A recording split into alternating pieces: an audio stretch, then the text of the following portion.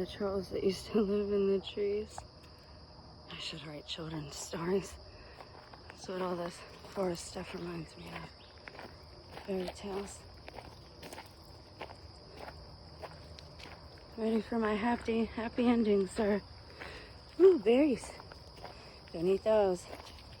My cousin ate those once back in the day. Got real sick. I ate them too. I didn't get sick, but I'm kind of lucky that way. What else can we see today?